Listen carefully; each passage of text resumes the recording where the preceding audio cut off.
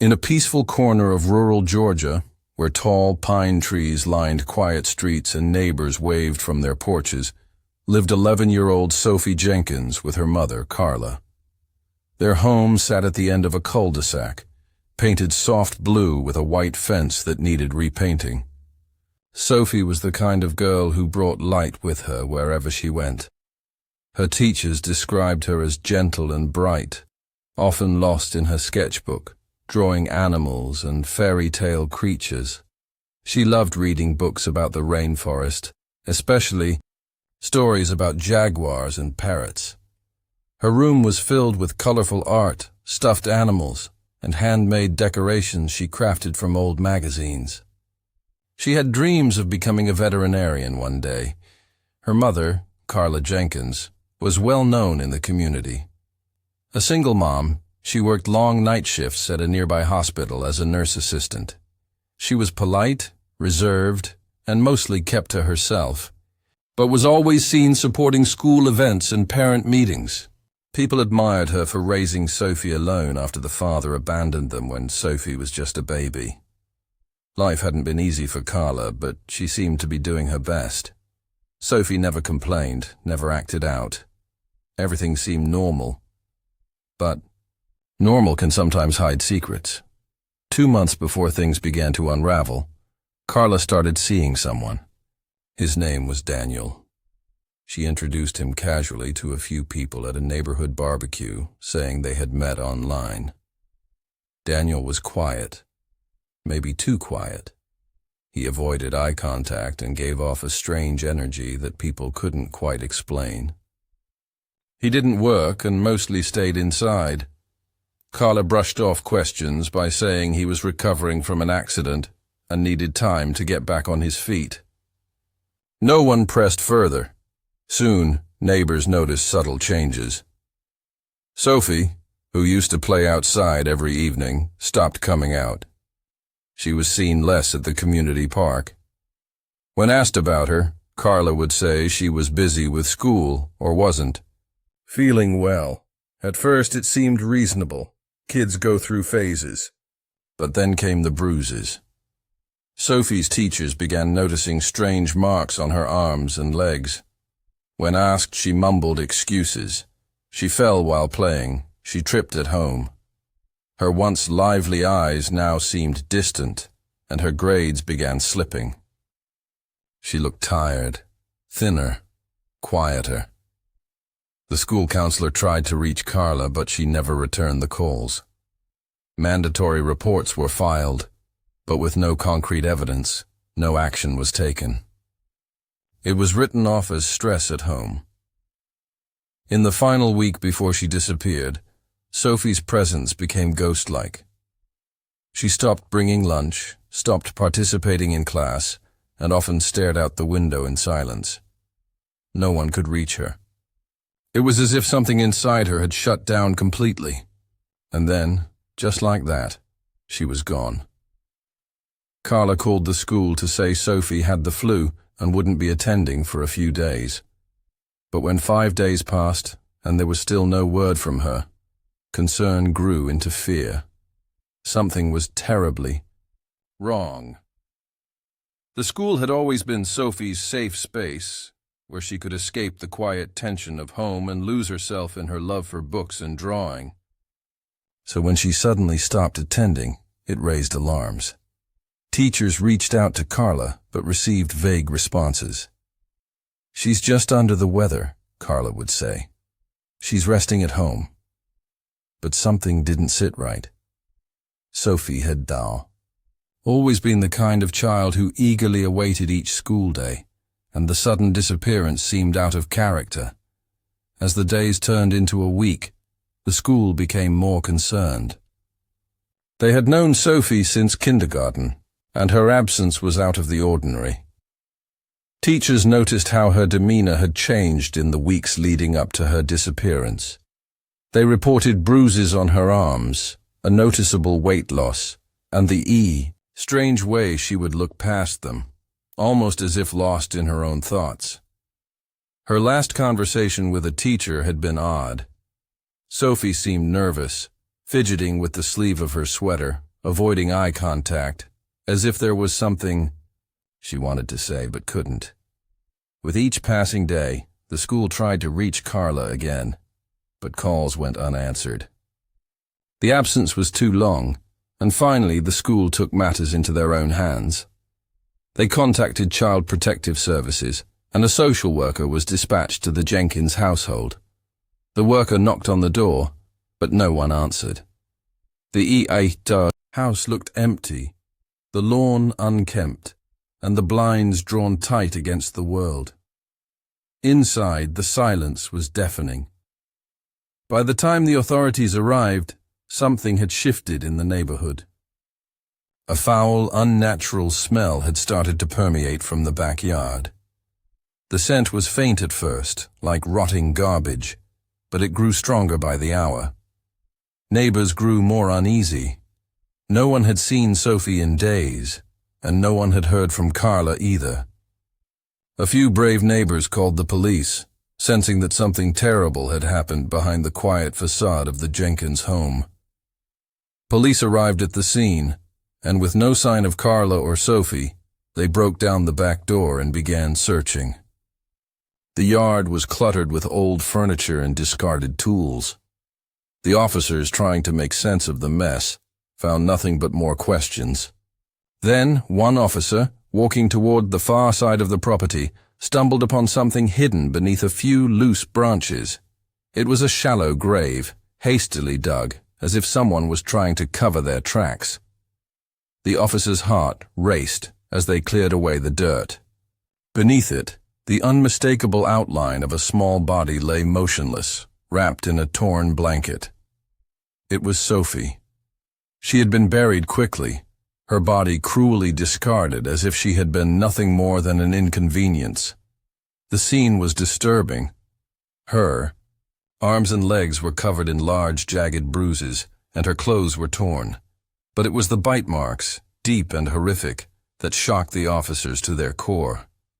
There was no denying the brutality of what had happened to Sophie Jenkins.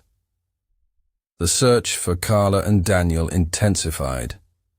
The community, once calm and quiet, was now shaken to its core. How had something so monstrous been hidden behind closed doors for so long? The case was far from over, but one thing was clear. Someone in that house knew far more than they had let on. The investigation into Sophie's tragic death quickly spiraled into a web of disturbing revelations. As detectives sifted through the house, they found evidence of neglect and violence, but it wasn't just Sophie who had been victimized. The deeper they dug, the more unsettling the truth became. Every inch of the house seemed to tell a story of manipulation, control, and secrecy. The first breakthrough came when they examined the computer in the living room. Carla's laptop had been left open, a half-written email on the screen, but it wasn't the email that caught their attention. It was the search history. Dozens of queries about child abuse, trauma, and dark spiritual practices. The searches were chilling. Many focused on how to control a child's mind and rituals for cleansing dark energy. There were also articles about self-help and conspiracy theories, some discussing mind control and the importance of purifying the soul. It was clear that Carla had become increasingly drawn to these fringe beliefs in the months leading up to Sophie's death. But what shocked investigators more was the discovery of a series of messages between Carla and someone named Matthew. Initially, it seemed harmless, just a few casual messages about meeting up, but the tone shifted quickly. Matthew, it turned out, was Daniel, the quiet man Carla had introduced to the neighbors just a couple of months before. His true identity wasn't just hidden behind a name. It was a mask that concealed a much darker history. Matthew, or Daniel, had been living under an alias.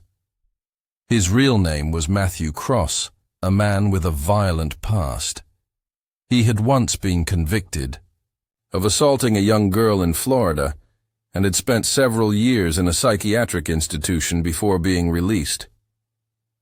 His record was clean on the surface, but the authorities soon discovered that after his release, he had disappeared into the shadows.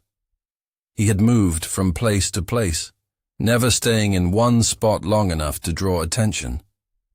But Carla had opened her home to him without knowing the danger he posed. As the investigation continued, it became clear that Matthew had been a master manipulator, carefully grooming Carla over time. His messages to her weren't just about love or companionship. They were laced with language that suggested an obsession with power and control. He convinced her that Sophie was the key to something bigger, something darker.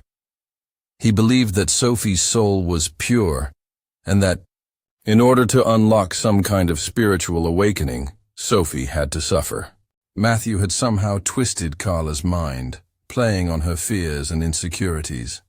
She had become entirely reliant on him, and in her twisted belief system, she thought that Sophie's suffering was a necessary part of their bond. It was as if Carla had fallen under a spell, slowly losing herself to a man who seemed to promise a release from her own pain. The final pieces of the puzzle came when investigators unearthed disturbing footage from the basement. The cameras had been hidden throughout the house, and Carla had unwittingly filmed the horrors unfolding behind closed doors. The footage showed weeks of Sophie's torment, locked in dark rooms, deprived of food, her spirit being broken down, bit by bit. But perhaps the most disturbing part was the way Carla watched it all unfold. She was there, standing by, sometimes even participating in the cruelty, convinced that what they were doing was necessary for Sophie's soul to be cleansed. Carla had written in her journal that she believed Sophie was chosen for a higher purpose. She believed Matthew's claim that they were part of a divine plan to purify her daughter. It was hard to fathom how a mother could believe such a twisted narrative. But as the evidence mounted, it became clear that Carla had been completely consumed by Matthew's manipulation. The revelation of Matthew's past and his influence over Carla painted a terrifying picture. It wasn't just a case of domestic violence. It was a carefully orchestrated manipulation that had left a young girl vulnerable and alone. Sophie's tragic end was not a random act of violence, but the culmination of a deliberate and monstrous scheme, fueled by the toxic combination of fear, control, and dark ideologies. As the truth began to emerge, the community was left grappling with the horror of what had unfolded behind the walls of the seemingly normal home. The deeper investigators went into the case, the more they realized that Sophie's death was far from a random act of violence. It was a calculated, deliberate act that had been brewing for months, if not longer. With the discovery of Carla's journal and the hidden footage from the basement, the full extent of the twisted relationship between her and Matthew Cross began to emerge in haunting detail. What seemed like a regular family turned out to be the backdrop for a far more sinister reality. Carla's journal revealed a mother's descent into madness. Each entry was more disturbing than the last. In one entry, Carla wrote about how Matthew had opened her eyes to a new way of thinking. He had convinced her that Sophie, in her innocence, held the key to something greater, a spiritual awakening.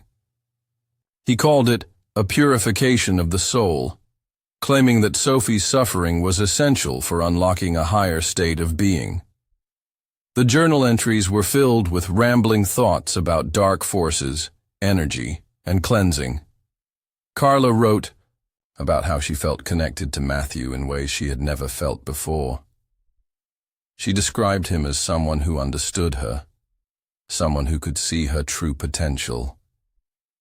But these words weren't just about love. They were the signs of a woman slowly losing herself to delusions. Matthew had preyed on Carla's vulnerability.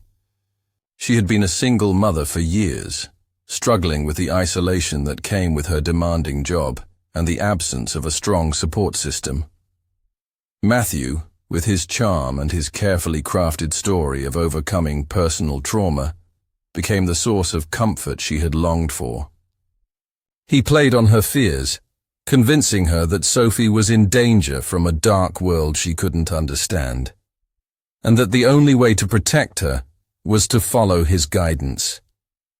It was a slow and insidious process, where each small step toward cruelty was justified by an increasingly warped sense of purpose. But it wasn't just the journal that painted this disturbing picture. The hidden footage from the basement revealed just how deep Matthew's influence had run. Carla had set up cameras around the house, filming everything that happened, including Sophie's captivity. It wasn't just the psychological torment that Sophie endured. It was the physical abuse that became increasingly violent. Sophie had been confined to a small, dark room, her meals rationed, and her movements restricted. She was forced to endure hours of isolation, sometimes for days on end. The footage showed Sophie's fragile body, weakened from lack of food and the constant stress, trembling in fear as she was subjected to Matthew's twisted rituals. What was most shocking was that Carla wasn't just an unwilling participant. She had become an active enabler. She was seen in the videos holding Sophie's arms, while Matthew, now exposed as the sadistic Matthew Cross, bit her repeatedly. The marks on Sophie's body matched exactly those that had been discovered during the autopsy. It became clear that these were not random attacks, but carefully orchestrated acts of cruelty, designed to break Sophie's spirit and turn her into a victim of their madness. Detectives found that the manipulation had reached its peak just days before Sophie's death.